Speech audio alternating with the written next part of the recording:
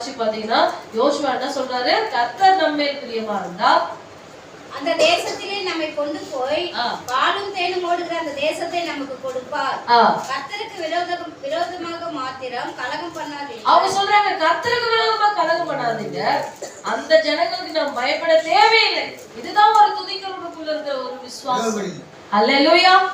நீங்கள் பயப்பட வேண்டியதில்லை, நாங்கள் அவர்கள் நமக்கு இரையாவார்கள். என்ன சொல்றாங்க? அவங்களை கர்த்தர் நமக்கு இரையாக்கி கொடுப்பார். அடுத்து என்ன சொல்றாங்க? அவர்களை காத்த நிழல் அவர்களை விட்டு விலகி போயிடுச்சு. ஹல்லேலூயா. கர்த்தர் நம்மோடே இருக்கிறார். ஆமென். அவர்களை காத்த நிழல் அவர்களை விட்டு விலகிடுச்சு. இதுதான் ஒரு தரிசனம் பெற்ற உனக்கு இருக்கிற ஒரு அபிஷேகம். ஒரு ஜெபிக்கிற பிள்ளைக்குள்ள இப்படிதான் இருக்கும். ஒருத்தவங்க வந்து நம்மள பயமுறுத்துறோம்னு ஆடி போயிடக்கூடாது. அவங்களை காத்த நிழல் அவங்களை விட்டு விலக செய்வார்.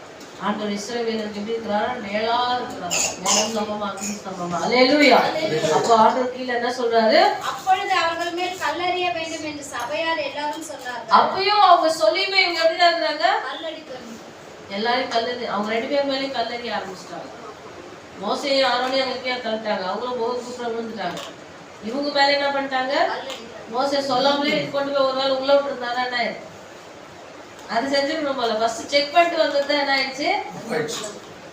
ஏன்னா அவரு போக முடியாது. அதனால சாகரத்துக்குள்ள கேட்டுனாலும் போயிடலாம் நினைச்சாலும் தெரியல. அதுக்குள்ள இவங்க என்ன பண்ணிட்டாங்க? இவ்வளோ தூரம் பிரயாணப்பட்டு 40 வருஷம் வெயிட் பண்ணி வந்தா அங்க வந்து என்ன சொல்றாங்க?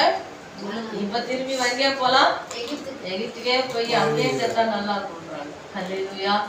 அல்லேலூயா.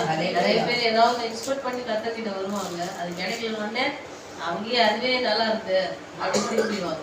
நிறைய பேருடைய எதிர்பார்ப்புகள் வந்து கர்த்தரை அல்ல, அவருடைய பரம காணானை அல்ல. அவங்களுடைய எதிர்பார்ப்பு அழித்து போகிற ஆசீர்வாதம் மாதிரிதான் இருக்கும்.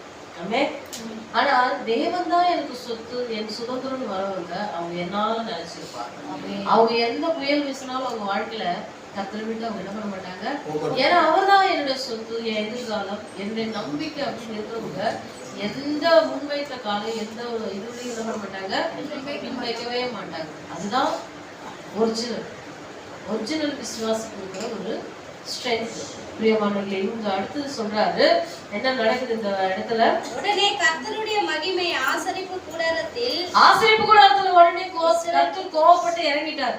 அவர் மகிமை இறங்கினா வேற லெவல்ல இருக்குங்க. உடனடியா ஒண்ணு வாழா சாவா. அன்னைக்கு பழைய ஏற்பாடு காலத்துல நியாயபுரமான காலம், தண்டனை அப்படி பயங்கரமா இறங்கி வரும். உடனடியா எவனா துணிகரமா தப்பு செஞ்சா உடனடியா என்ன பண்றாரு?